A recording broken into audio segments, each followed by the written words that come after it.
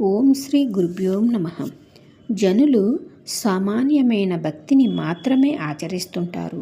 పర్వదినములైన పండుగ రోజుల్లోనూ ఎప్పుడో గుర్తుకు వచ్చినప్పుడు ఏ ఆలయానికో వెళ్ళి కొబ్బరికాయలు, అరటిపళ్ళు, ధూపదీప నైవేద్యములు సమర్పించి ఆ విధముగా భక్తి మార్గమును ఆచరిస్తూ నేను దేవుణ్ణి పూజిస్తున్నాను, స్మరిస్తున్నాను, నేను భక్తి గలవాడను అనుకుంటారు.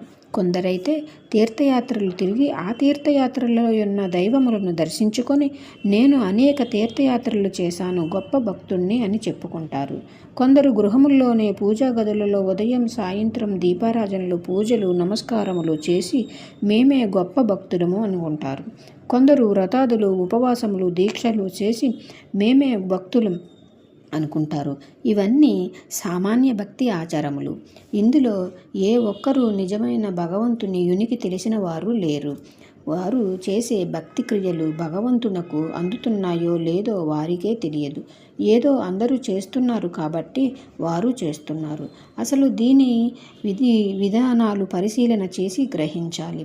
అలాగే పరమార్థ స్థానం జీవుడు పొందాలంటే బాహ్య భక్తిని, అనన్య భక్తిని, ఏకాంత భక్తిని త్రికరణ శుద్ధిగా ఆచరించిన వారికి ఆ భగవంతుడే అన్ని విధముల రక్షణ చేయును. చివరకు శాంతి స్థానమైన మోక్ష మార్గమనే పరమపద విశ్రాంతిని పొందింపజేయును. మోక్షమునకు ముఖ్యముగా రాగాభిమానము లేక వైరాగ్యము కలిగి ఉండాలి. ఆ వైరాగ్యము భక్తి ఆచరణ వలనే కలుగుతుంది. భక్తిని ఆచరించగా వైరాగ్యము సిద్ధించును. ఆ తరువాత యోగ మార్గమును లభించును. మోక్షమునకు పొందవలెను. కోరికల పట్ల వైరాగ్యము పొందవలెను. ఇంద్రియాలను జయించాలి. ఎప్పుడైతే మనము భక్తి మార్గంలో నడవాలి అనుకుంటామో అప్పుడే భగవంతుని అనుగ్రహం మన మీద కలుగుతుంది. ఓం శ్రీ సద్గురుదేవాయ నమః. ఓం శాంతి.